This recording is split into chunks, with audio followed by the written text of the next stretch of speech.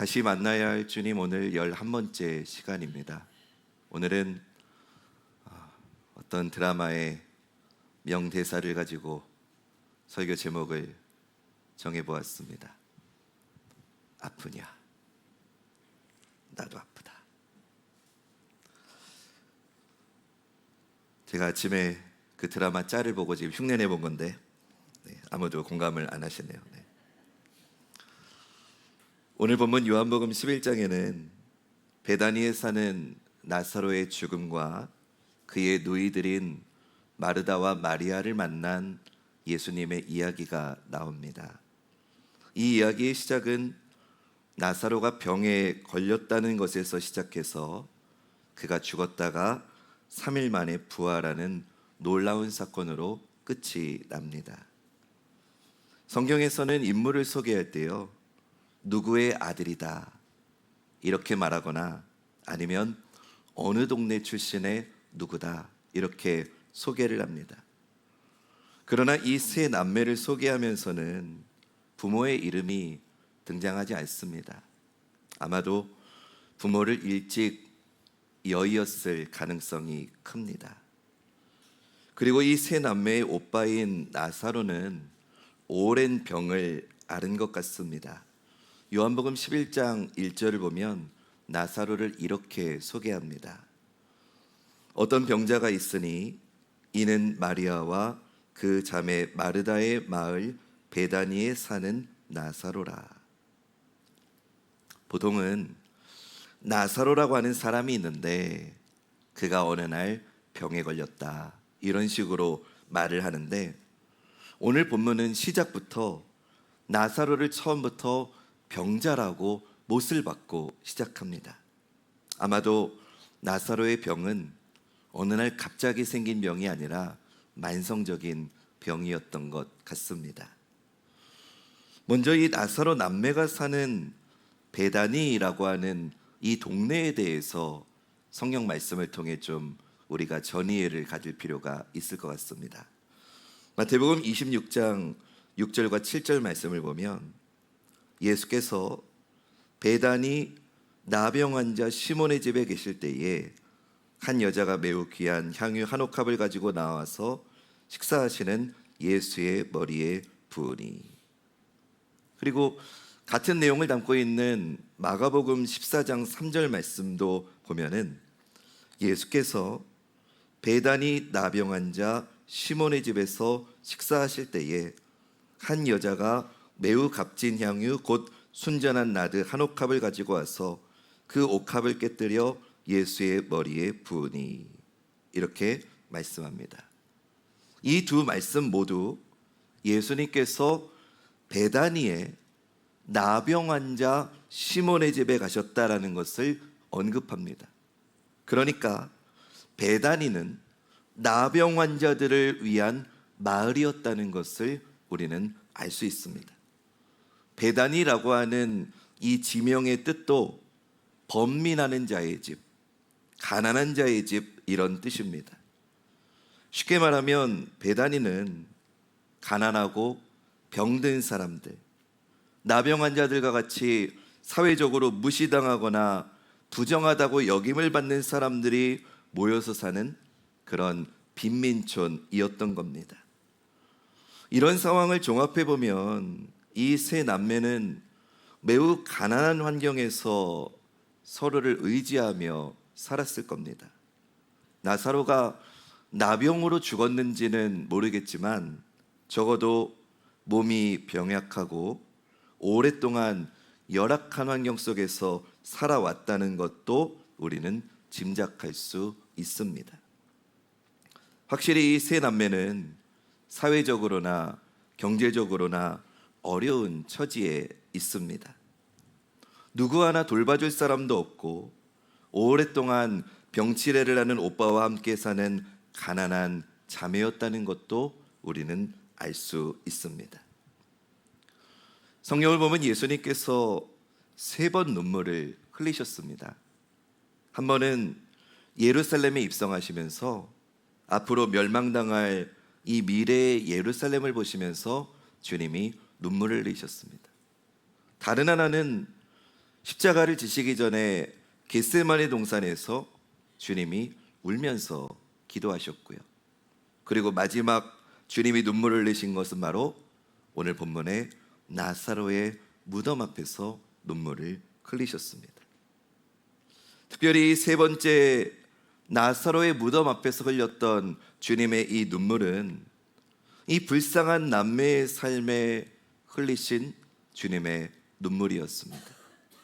그리고 오늘도 이 남매들과 같은 삶을 살고 있는 불쌍한 우리를 향해 흘리시는 주님의 눈물이기도 합니다. 바라기는 오늘도 우리를 위해 눈물을 흘리고 계시는 그 주님을 인격적으로 만나는 이 예배의 자리 되시기를 주님의 이름으로 축원합니다.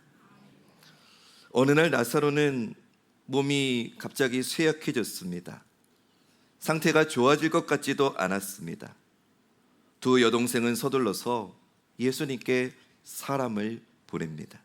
요한복음 11장 3절 말씀, 우리 앞에 화면 보시며 함께 읽을까요? 시작.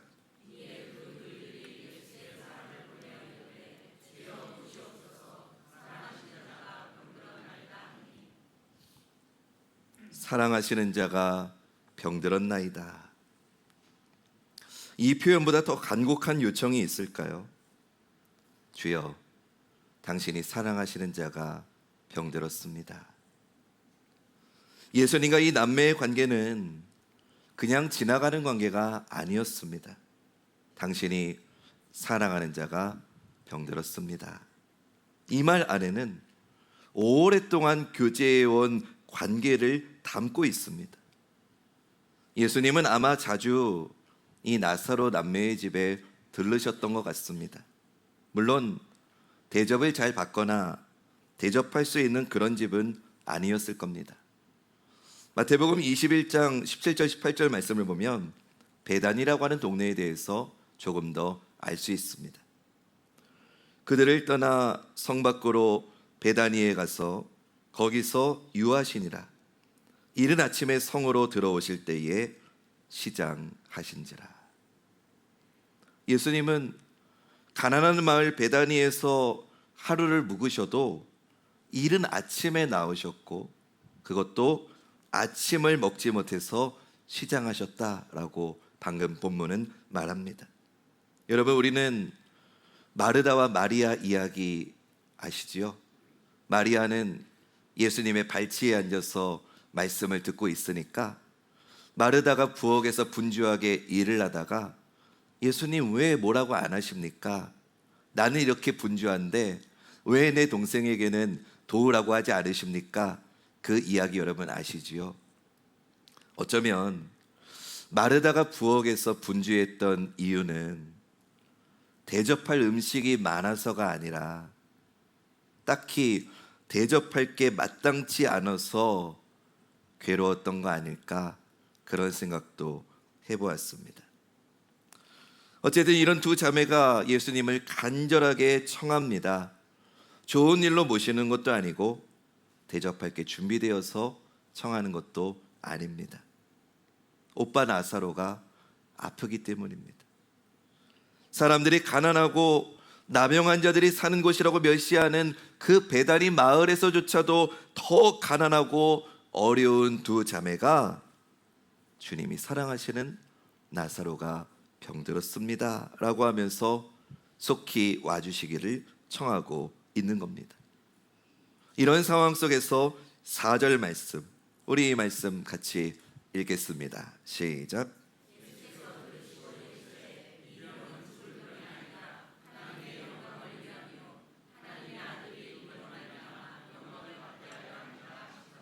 아멘. 예수님은 나사로가 죽을 병이 아니라고 말씀합니다. 그리고 이 병이 하나님의 영광을 위한 것이고 이 일을 통해서 예수님 자신이 영광을 받게 하시려고 생긴 일이다라고 말씀하십니다. 그리고는 이틀이나 더 거기 머물다가 베다니로 오십니다. 여러분, 하나님의 영광 중요합니다. 이런 일들을 통해서 예수님의 영광 드러나야 됩니다. 우리는 우리의 고통보다도 하나님의 영광이 더 중요하다는 거 너무나 잘 알고 있습니다.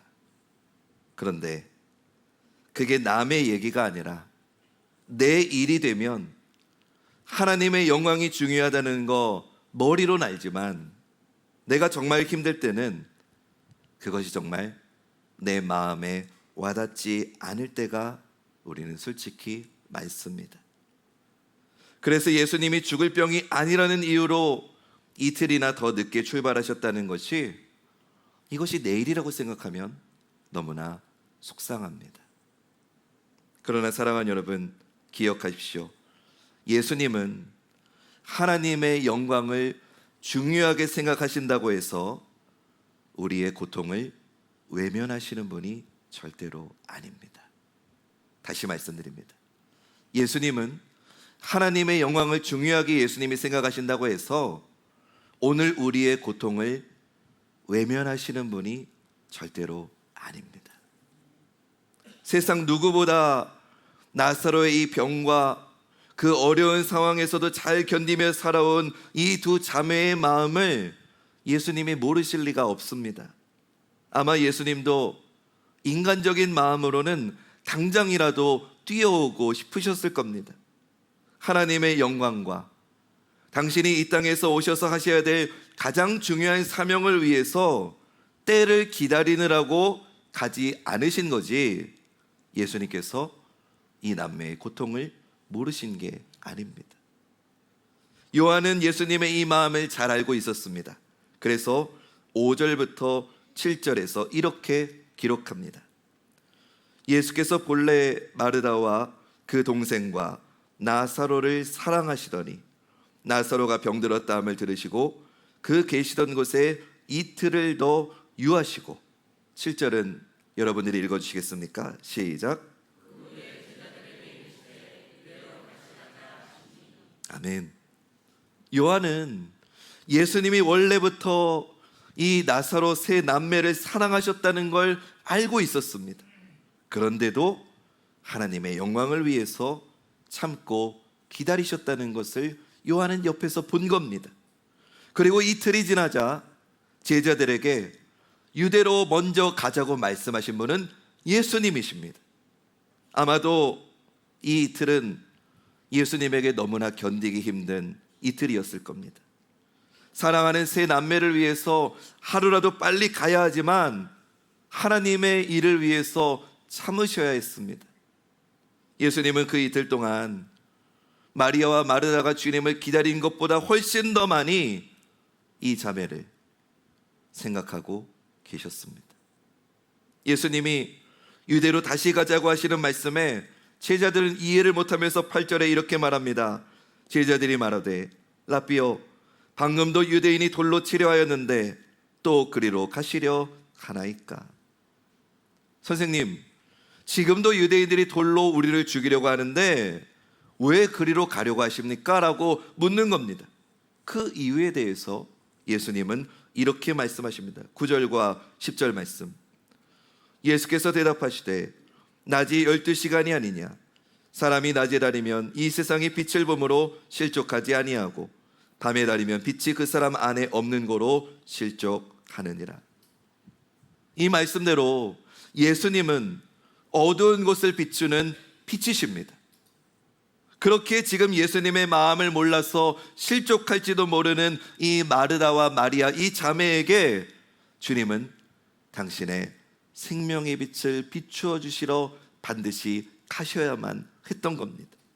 유대인들이 돌로 우리를 치려 한다 할지라도 예수님은 이 남매를 위해서 그 길을 가셔야 했던 겁니다. 예수님은 제자들과 함께 나사로가 죽은 지 사흘이 되던 날 베다니에 도착합니다.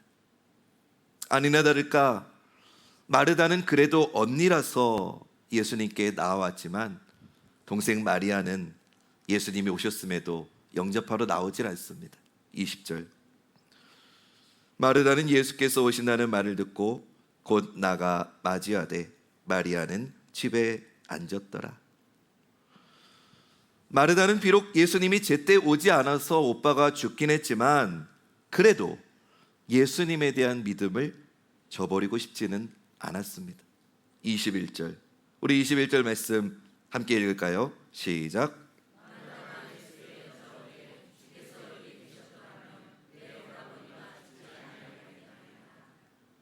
주께서 여기 계셨더라면, 주께서 여기 계셨더라면, 이 말 속에 이 마르다의 모든 아쉽고 슬픈 마음이 다 담겨 있습니다.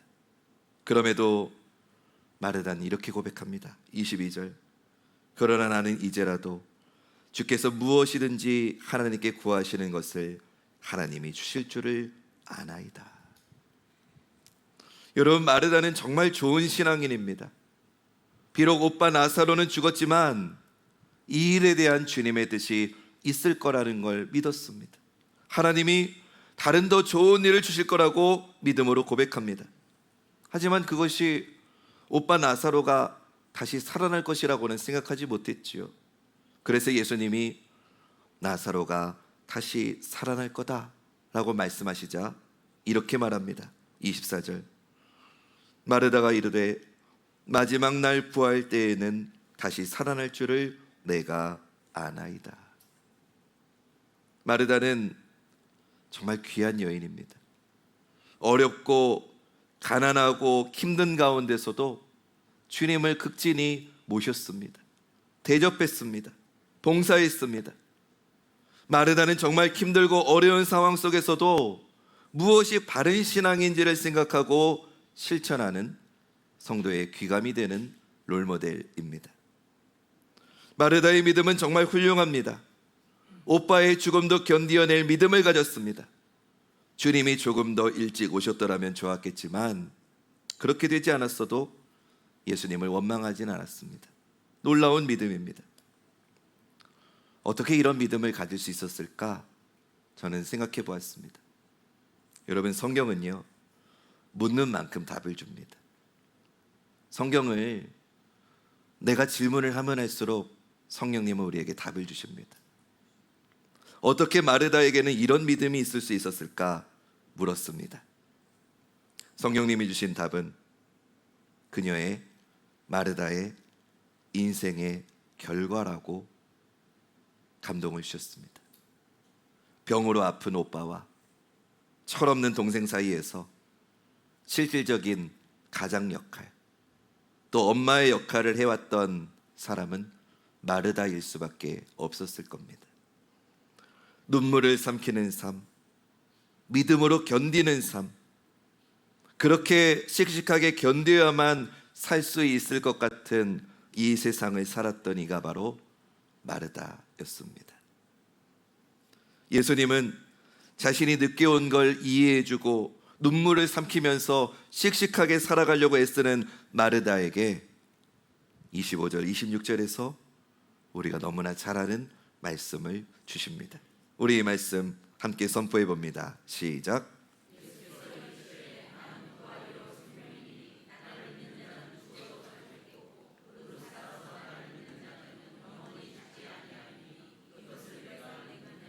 아멘.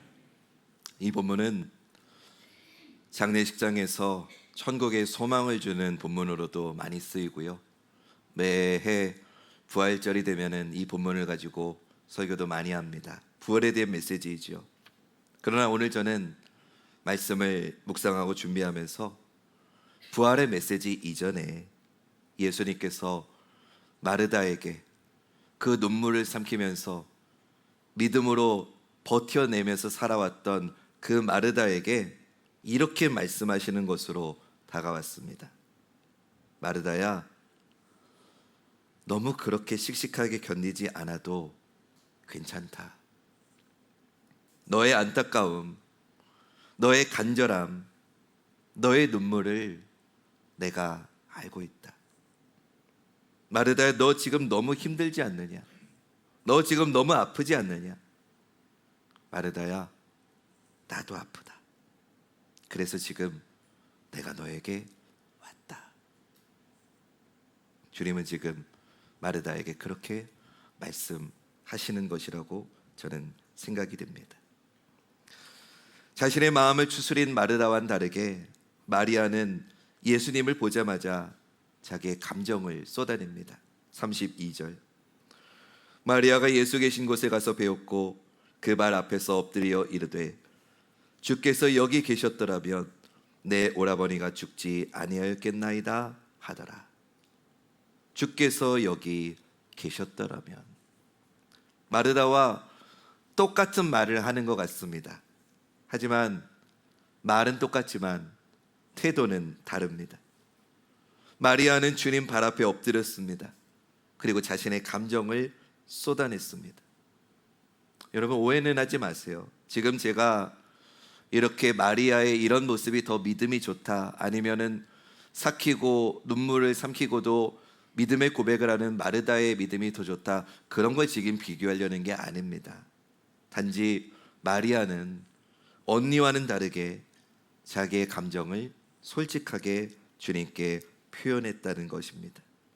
언니 마르다는 힘든 인생을 꾹 참으면서 살아온 사람이었다면, 동생 마리아는 자기 감정을 주님께 드러내고 있다는 것뿐입니다. 마리아의 이런 태도에 감정을 억누르던 마르다를 대할 때까지 참고 계셨던 주님의 아픈 마음이 드러납니다. 33절부터 35절 말씀. 예수께서 그가 우는 것과 또 함께 온 유대인들이 우는 것을 보시고 심령에 비통히 여기시고 불쌍히 여기사 이르시되 그를 어디 두었느냐? 이르되 주여 와서 보옵소서 하니. 35절은 같이 읽을까요? 시작. 아멘. 예수께서 눈물을 흘리시더라. 여러분, 좀 이상하지 않습니까? 예수님은 이미 나사로가 죽을 걸 알고 계셨습니다. 그리고 죽은 뒤에 그를 살리려고 지금 오셨습니다. 그러면 마르다에게 말씀하신 것처럼 마리아야, 내가 네 오빠 살릴 거야, 걱정하지 마, 그냥 이렇게 말씀하실 수도 있으셨을 겁니다. 그런데 예수님이 우셨습니다. 눈물을 흘리셨습니다. 사랑하는 여러분, 신앙은요, 내가 힘든 순간에 처했을 때 나를 지켜주고 버티게 해주는 능력이 됩니다. 그런데 그 버티는 것만이 신앙의 건강한 모습이다라고 성경은 말하지 않습니다.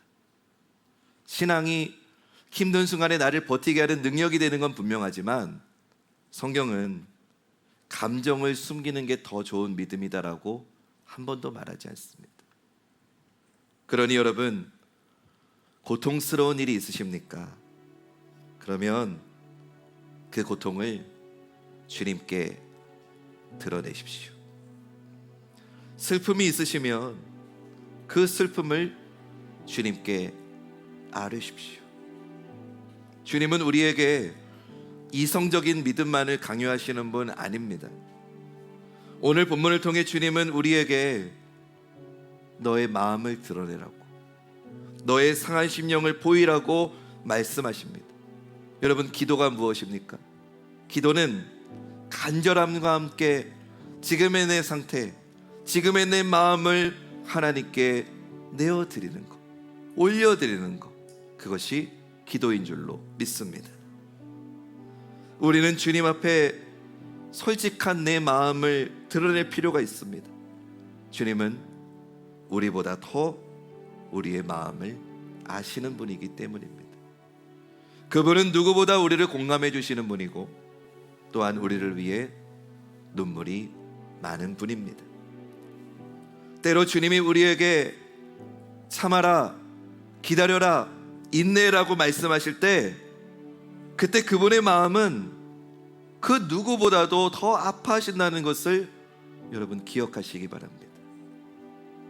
우리의 기도에 바로바로 해결과 응답을 주시지 못할 때, 아직 하나님의 때가 이르지 못해서, 아직 하나님의 영광이 드러날 때가 되지 못해서 사랑하는 내 아들아, 내 딸아, 잠깐만 기다려라, 잠깐만 인내해라, 이렇게 말씀하실 때 그 누구보다도 그 말씀을 하시면서 힘들어하시고 가슴 아파하시는 게 우리 주님이라는 거 여러분 꼭 기억하시기 바랍니다. 아프냐? 나도 아프다. 네가 눈물을 흘릴 때 나도 같이 눈물을 흘렸다. 네가 나를 기다렸을 때 네가 나를 기다린 것 이상으로 내가 너를 기다렸다 말씀하십니다.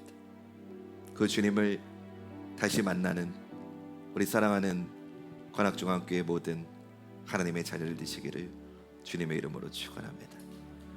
특별히 우리 아버지들, 우리 가장들, 대한민국에서 남자만큼 아빠만큼 불쌍한 자리가 있을까요? 이런 표현 죄송합니다. 돈은 내가 버는데 용돈 타다가 쓰는 게 남자들입니다. 뼈가 으스러질 것 같고 당장이라도 포기하고 싶은데 처자식을 생각하며 또다시 배에 힘을 주고 진문을 나서는 게 가장입니다. 하나님이 우리 여성분들에게 주신 축복 가운데 하나가 감성이라고 생각합니다. 여성분들은 되게 감정 표현이 익숙합니다. 그러나 우리 아빠들은 그렇지 않습니다. 우리 남편들은 대부분은 감정 표현이 서툽니다. 그래서 어느 누구에게도 내 마음을 드러내 보이지 못하는 우리 아버지들이 대부분입니다. 그러니 우리 아버지들, 우리 남편분들, 여러분의 아픔을, 여러분의 수고를, 여러분들의 힘듦을 주님께 아뢰시기 바랍니다. 주님이 여러분들을 위로해 주실 것입니다.